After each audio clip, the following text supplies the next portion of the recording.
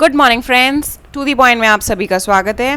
आज के वीडियो में हम एक स्कीम को डिस्कस करेंगे जिसका नाम है स्ट्रैटेजिक डेट रीस्ट्रक्चरिंग स्कीम।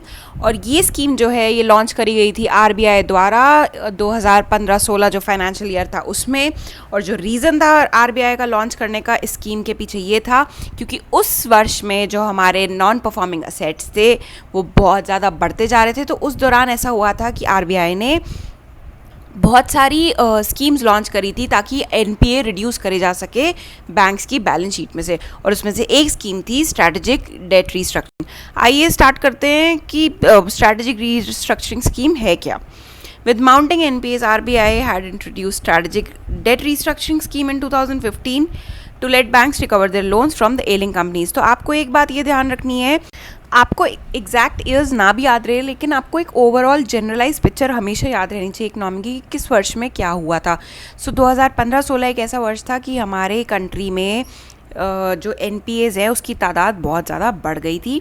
और उसको सॉल्व करने के लिए ये चीज़ हमने आरबीआई ने लॉन्च करी थी। It lets the joint lender forum और simply the consortium of lenders. Consortium of lenders क्या होते हैं? मान लीजिए कि एक कंपनी है XYZ, ठीक है, उसको 100 करोड़ का लोन चाहिए और 6 कंपनीज ने मिलके या 6 बैंक्स ने मिलके उसको लोन दिया है। तो कंसोर्टियम मतलब ग्रुप ऑफ लेंडर्स, ठीक है ना। तो जो ये SDR स्कीम है ये अलाउ करती है जो कंसोर्टियम ऑफ लेंडर्स है उसको जो उनका आउटस्टैंडिंग लोन है उसको इक्विटी में कन्वर्ट करने में। इसको मैं आपको एक एग्जांपल समझाती हूँ। मान लीजिए XYZ कंपनी है, इसने 10 साल के लिए लोन लिया था 100 करोड़ का, ठीक है। अब इसमें से वो 65 करोड़ का लोन नहीं चुका पा रही। तो ये जो ग्रुप ऑफ लेंडर्स थे जिन्होंने ये लोन एक्सटेंड किया था XYZ लिमिटेड को, वो 65 करोड़ के लोन को इक्विटी में बदल देंगे। और वो उसके बाद क्या होगा इसका इफ़ेक्ट कि जो ये कंसोर्टियम ऑफ लेंडर्स और जो ग्रुप ऑफ लेंडर्स हैं वो 65 करोड़ के या 65 करोड़ के मालिक बन जाएंगे इस XYZ लिमिटेड में। मालिक बनने के बाद वो इसको फाइनेंशियली वाइबल करेंगे और उसके बाद इसके शेयर्स को मार्केट में बेच देंगे। सो इस स्कीम से बेसिकली क्या हुआ था कि जो ग्रुप ऑफ बैंक्स थे ना उनको ज़्यादा पावर दी गई एनपीए या नॉन परफॉर्मिंग असेट्स को मैनेज करने की। By this the scheme will provide more powers to the banks in managing the loans defaulted by the company so that they can recover the due. इससे पहले banks को इतनी power नहीं थी और इसी का रिजल्ट ये था कि एनपीएज की जो मात्रा है वो बहुत ज़्यादा बढ़ती जा रही थी हमारे देश में। तो इसलिए कुछ स्कीम्स लॉन्च करी थी आरबीआई ने 2015 में, उनमें से एक थी SDR स्कीम। अब है next features of the scheme. Under the scheme banks are made as majority owners and they will replace the existing management of the ailing company. जैसे ये ओनर्स बनेंगे तो जो एग्जिस्टिंग मैनेजमेंट है उसको हटा देंगे।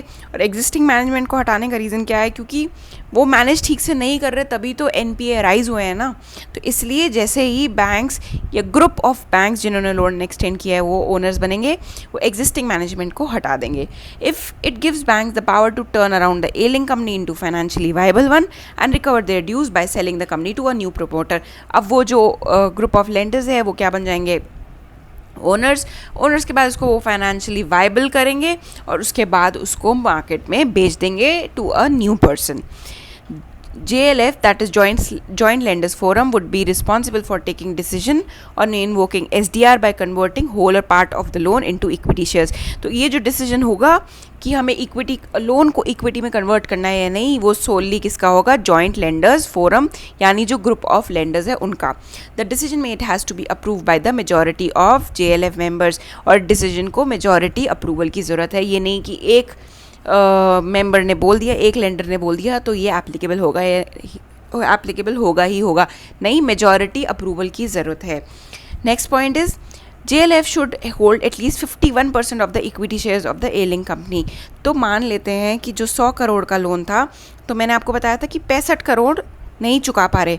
तो जब ये 65 करोड़ इक्विटी में कन्वर्ट होंगे तो ओनर्स जो ग्रुप ऑफ लेंडर्स है कितने परसेंट से ओनर बन गए? 65% से। तो उनकी जो मिनिमम होल्डिंग होनी चाहिए ना वो एटलीस्ट 51% की होनी चाहिए, 51 या उससे ज़्यादा। मान लीजिए अगर ये 100 करोड़ का लोन होता और डिफ़ॉल्ट सिर्फ 30 करोड़ का होता तो ये 30 करोड़ इक्विटी में कन्वर्ट नहीं होते। तो अगर बैंक इसमें और इक्विटी परचेज कर लेता तो सो मिनिमम होल्डिंग जो ग्रुप ऑफ लेंडर्स की होगी वो 51% होनी ही चाहिए। Last point, loan restructure under SDR scheme will not be treated as non performing asset. तो जो लोन अब इक्विटी में कन्वर्ट हो चुका है वो बैंक की बैलेंस शीट में NPA के अंडर शो नहीं होगा, क्योंकि अगर आप देखें तो अब वो नॉन परफॉर्मिंग असेट तो रह ही नहीं चुका ना, वो तो पहले लोन था जो अब टोटली एक नए रूप में मतलब इक्विटी में कन्वर्ट हो चुका है। सो इसलिए अब it will not be treated as non performing asset. So friends, आज के वीडियो में सिर्फ इतना ही था। जो मेजर पार्ट आपको ज़रूरी था जानना अबाउट द स्कीम वो मैं आपको बता चुकी हूँ।